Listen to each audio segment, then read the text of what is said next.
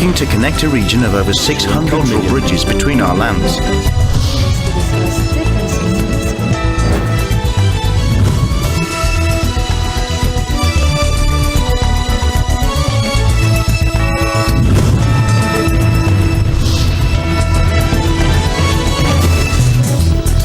Good evening, I'm Alma Angeles, and you're watching ASEAN in Focus of tonight's headlines. President Marcos Jr. and French President Emmanuel Macron engaged in a conversation addressing security concerns in the West Philippine Sea. President Marcos conveyed the Philippine government's dedication to preserving peace and stability in the West Philippine Sea, expressing gratitude to France for their support, including the deployment of French vessels for patrolling the region. A maritime law expert has called for accountability regarding China's extensive island building activities in the South China Sea, which have had severe environmental consequences. J. Batong Bakal, director of the UP Institute for Maritime Affairs and Law of the Sea, urged the Philippines to evaluate the losses through marine science surveys. North Korea has adopted a constitutional amendment indicating its intent to advance its nuclear weapons program as a responsible nuclear power. In a surprising turn of events, a U.S. soldier who had defected to North Korea in July has been released and is now in the custody of U.S. officials.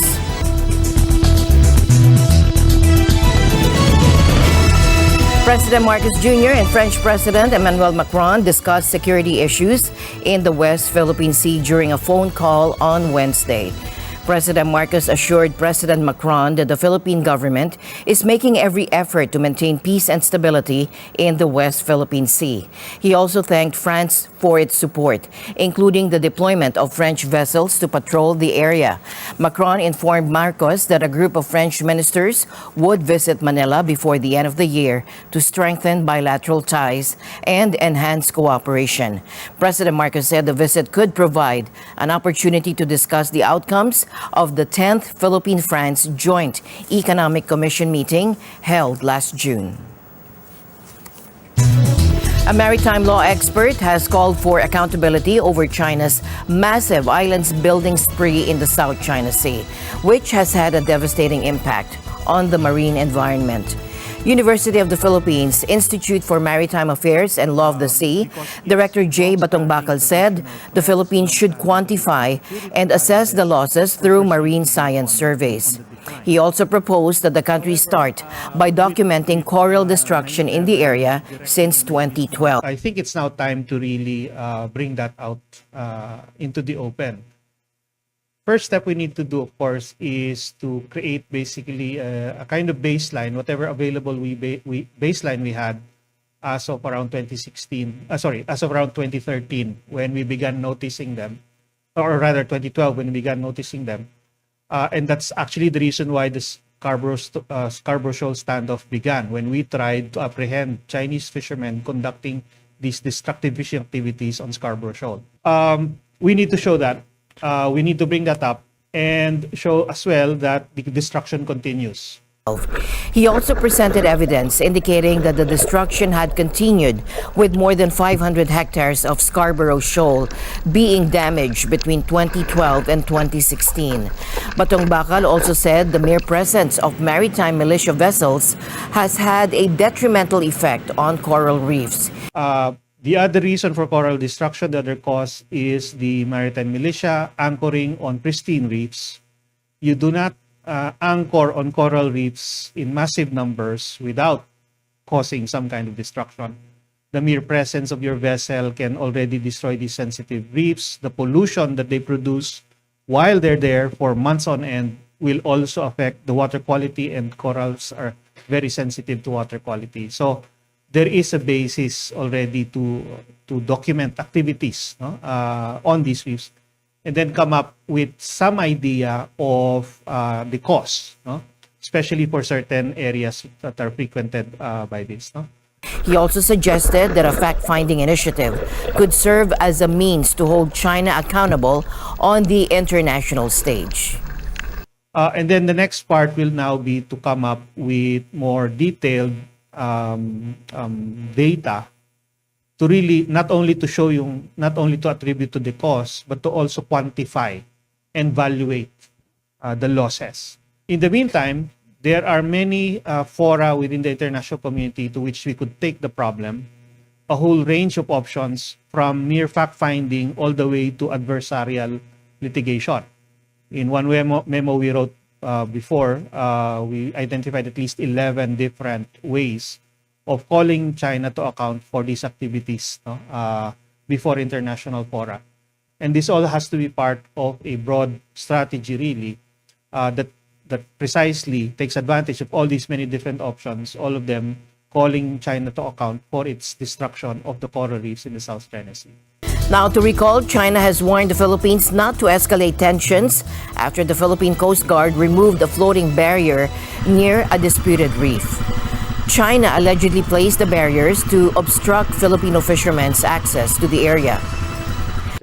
I have clarified China's position at yesterday's press conference. I would like to reiterate that the Huangyandao is China's inherent territory. The so-called action of the Philippines is purely a drama that entertains itself. China will continue to safeguard strongly the territorial sovereignty and maritime rights of the Huangyandao. In a historic move, members of the Association of Southeast Asian Nations, or ASEAN, have come together to strengthen cooperation in maritime security.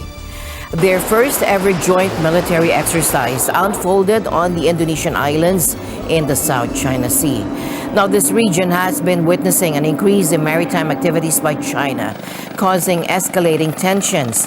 Indonesia played host to these pivotal military drills that spanned from Tuesday through Saturday, with a focus on the Natuna Islands and other strategic locations. Jakarta, currently holding ASEAN's rotating chair, spearheaded this initiative. 4 member nations, including Indonesia and Singapore, dispatched their naval vessels to engage in maritime patrols and conduct rescue operations.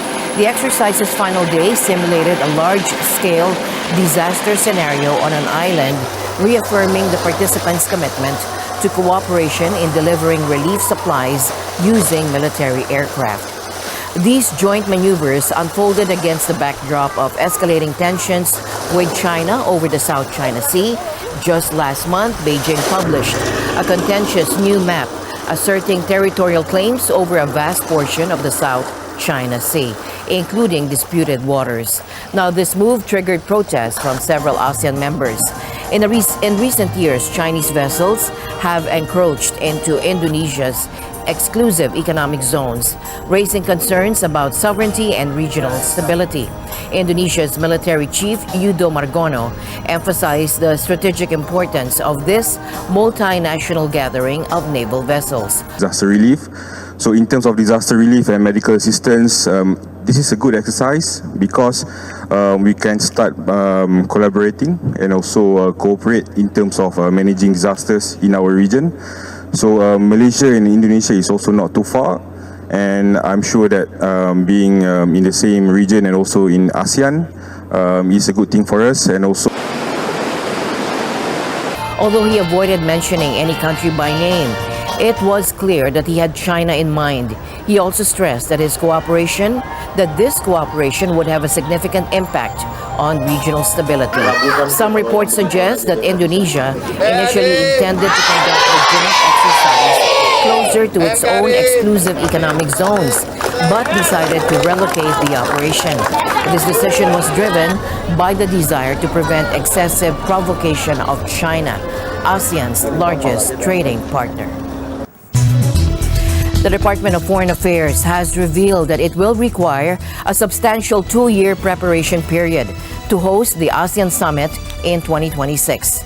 Foreign Affairs Secretary Enrique Manalo made the statement while appealing to the Senate Finance Committee for additional budget allocation in the upcoming years. Well, the sooner you prepare, the better. Because 2 years, or 2017 hosting. probably 2 years at least. Because as chairman, we will have to not only worry about logistics, but we have to start preparing our themes and the issues that we will focus on. So I would say at least 2 years. The Philippines is set to assume the ASEAN chairmanship in 2026, a year earlier than initially planned. Mr. Manalo underscored that the Philippines was originally slated to host the summit in 2027. However, a change in plans occurred when Myanmar informed ASEAN members that they would be unable to chair the event in 2026. It's not rotating. Well, it's rotating. The only reason is Myanmar backed out. We should actually be 2027, but Myanmar wrote us saying they cannot chair. Okay. So if we could fill in, then we were at the last month at the summit. They endorsed the Philippine hosting in 2026. What are your plans so that we can kindly involve the Senate, involve us in your planning, because we have a lot of inputs to give. In his appeal to the Senate Finance Committee, Mr. Manalo requested additional budget support for the Foreign Affairs Department in the upcoming year and in 2025. These funds would be crucial in facilitating the necessary preparations for this summit. Essentially, we will have to work out first the general theme and objectives of what our priorities will be. We have to hold a number of preparatory meetings before. The year before, we'll already be working with our colleagues. And then on the year itself, we will have to be hosting senior officials meetings, ministerial meetings, and then 2 summits. And it's not only the ASEAN 9 or 10, but we also have the dialogue partners, and which will be up to about 15. And we have a summit also, the East Asia Summit, which will involve about 27 countries. So it'll be a huge... Indonesia has introduced a new regulation prohibiting commercial transactions on social media platforms. The move is aimed at protecting small businesses and regulating direct sales activities on major platforms like TikTok. Bukan pengurangan karyawan, tutup toko iya bisa Kak. Ini mau gara-gara TikTok. Yang tadi awal toko gol bisa 45, sekarang bisa 2. Karena ngaruh dampaknya, karena toko nggak pernah laris, gimana Kak, gara-gara TikTok. Akhirnya bisa tutup 3 toko dong, sisa 2. Kalau TikTok itu kan enak Kak, semuanya kebagian rezeki gitu Kak. Kayak kuli panggul, semuanya orang pedagang makanan minuman dapat dampaknya ke sini. Kalau di TikTok kan semua nggak kebagian, apalagi dikasih gratis ongkir. Di TikTok lebih enak banget kan Kak. Tapi kuli-kuli kasihan Kak. Under the new rules, social commerce companies are prohibited from facilitating payment transactions within their electronic systems. Now, this measure is aimed at separating social media activities from e-commerce transactions to address concerns related to fair competition and the impact on small businesses. Social commerce, dia boleh iklan nantinya, tapi sosial media harus terpisah. Dia nggak boleh memakai ini sekaligus penggabungan sosial media menjadi social commerce, tidak bisa. Harus pisah, betul-betul terpisah. Tidak boleh mempergunakan data orang ini untuk dagangan, nggak boleh. Sangat besar karena memang TikTok ini berbeda dengan marketplace yang lain. Orang-orang itu bisa langsung berinteraksi. Karena kalau misalkan di marketplace lain kan kita untuk live-nya itu masih kurang optimal ya. Tapi kalau di TikTok itu memang lebih ke konten, terus di live real jadi jatuhnya gitu. Jadi Mas, yang pasti ketika misalkan ada perubahan itu pasti algoritma semuanya berubah, sistemnya bakalan berubah. Ya kalau saya nggak bisa dulu berbicara apa-apa, kalaupun misalkan nanti di stop ya jelas kecewa banget, tapi ya mau gimana lagi. The new regulation came into effect on Tuesday, and social commerce platforms will be given a 1-week grace period to comply. Nggak boleh lagi, mulai kemarin, tapi kita kasih turun seminggu. Oh, jadi dikasih ya, ini kan sosialisasi namanya. Besok saya surati itu, kita surati.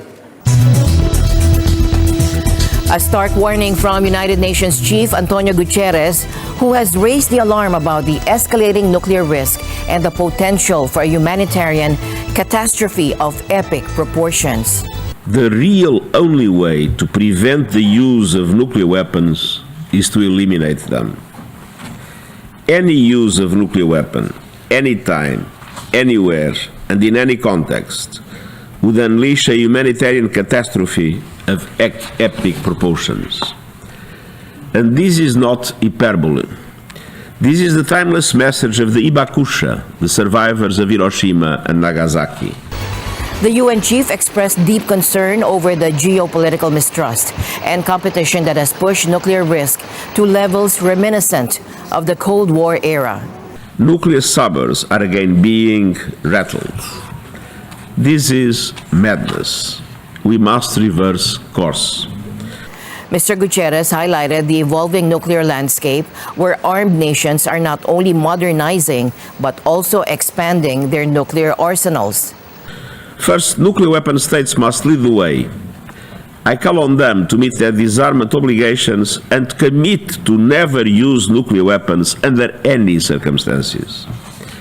Second, we need to reinforce and recommit to the nuclear disarmament and non-proliferation regime built over the decades. And this includes the treaties on non-proliferation of nuclear weapons and the prohibition of nuclear weapons. It also includes the Comprehensive Nuclear Test Ban Treaty. Though not yet in force, the treaty remains a powerful testament of humanity's will to lift the shadow of nuclear annihilation from our world once and for all. In the name of all victims of nuclear testing, I call on all countries that have not yet ratified the treaty to do so without delay, and for those states that possess nuclear weapons to ensure a moratorium on all nuclear testing. Meanwhile, North Korea, in one of the final speeches during the week-long UN General Assembly debate, accused the U.S. of driving the Korean peninsula closer to the brink of nuclear war. The North Korean ambassador to the UN, Kim Song, pointed to the recent formation of the Nuclear Consultative Group, which aims to enhance U.S.-South Korea cooperation. Owing to the reckless and continued hysteria of nuclear showdown on the part of the United States and its foreign forces, the year 2023 has been recorded as an extremely dangerous year, that the military security situation in and around the Korean Peninsula was driven closer to the brink of a nuclear war. From the beginning of the year, the United States and the Republic of Korea made hysterical remarks of confrontation, such as end of the regime and occupation of Pyongyang, in flagrant violation of the principles and purposes of the United Nations Charter. They staged largest-scale joint military exercises of clearly aggressive nature, one after another, on our doorstep, including the Freedom Shield, Sangyeong Combined Joint Fire Annihilation Drill, and Ulji Freedom Shield. After fabricating the so-called Nuclear Consultative Group in April, committed to the planning, operation, and execution of a preemptive nuclear strike against the DPRK, the United States is now moving on to the practical stage of realizing its sinister intention to provoke a nuclear war by frequently dispatching strategic nuclear submarines and strategic nuclear bombers carrying nuclear weapons in and around the Korean Peninsula for the first time in decades. The formation of the tripartite military alliance among the United States, Japan, and the ROK has also put into practice its long-sought ambition for Asian version of NATO, thus introducing a new Cold War structure to Northeast Asia. In response to these allegations, an envoy from South Korea took the floor to object to the remarks. I have to say that I do deeply regret that we here in this chamber have to hear the DPRK's repeated, groundless, illogical, and absurd allegations targeted at Republic of Korea again, and again. Do you really believe, as DPRK claims, the Republic of Korea, together with the United States, conspires to provoke the nuclear war on the Korean Peninsula without reasons that will cause catastrophic casualties to be inflicted on Korean people and beyond? ROK, U.S. combined defense and deterrence posture, including our combined exercise and training, is in response to the DPRK's military threat. These exercises and training are long-standing, routine, and defensive in nature. Hours earlier, South Korea staged its first military parade in a decade, with thousands of troops marching through a rainy Seoul. Back in June, the Stockholm International Peace Research Institute, or SIPRI, reported that the world's nuclear powers, with a focus on China, had increased investments in their arsenals for a third consecutive year in 2022. While the total number of nuclear warheads held by several nations had seen a slight decline, SIPRI warned that this trend was at the brink of reversal. A significant development from North Korea, where a constitutional amendment has just been adopted, signaling the country's intention to advance its nuclear weapons program as a responsible nuclear power. This news comes straight from the pages of North Korea's ruling Workers' Party newspaper, the Rodong Sinmun. In a two-day session that concluded on Wednesday, North Korea's Supreme People's Assembly, with leader Kim Jong-un in attendance, made a historic move by amending its constitution. The amendment emphasizes North Korea's commitment to the development of its nuclear arsenal, framing it as a means to deter war and protect regional and global peace. In a resolute address, Kim Jong-un underscored that North Korea's nuclear force would be preserved and strengthened as a permanent strategic asset, one that no one should underestimate or challenge. Kim also voiced concerns about the three-way security cooperation between Japan, the United States, and South Korea, likening it to the Asian version of NATO. He deemed it the worst actual threat and blamed it as the root cause of war and aggression. Furthermore, Kim made a pledge to diversify North Korea's nuclear strike capability and deploy its nuclear arsenal across different branches and units of the armed forces.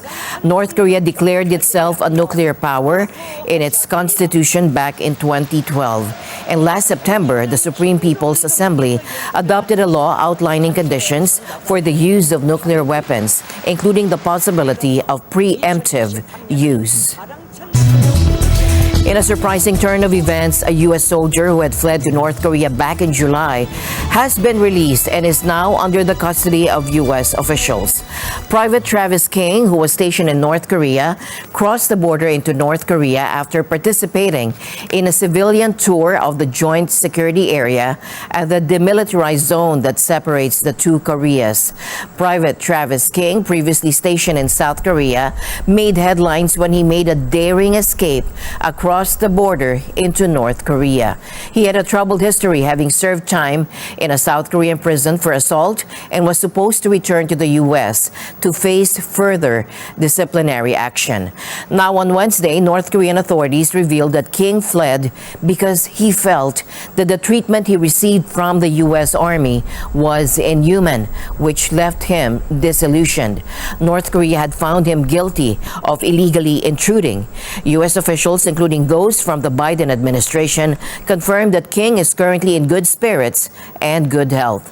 U.S. Department spokesman Matthew Miller stated that North Korea had initially refused to engage in communication regarding King's release. Still, he emphasized that the U.S. made no concessions to secure his return. Would not want to speculate on any motivations on the North Korean side, and I don't know that I would take from this that it heralds some breakthrough in diplomatic relations. Obviously, we're pleased to have secured his return. I will restate, as I've said from this podium before, and as we have said, we are open to diplomacy with North Korea. We would welcome diplomacy with North Korea. They have always rejected that. We tried to reach out to them when Travis King first crossed the border into North Korea. We tried to reach out on a number of occasions.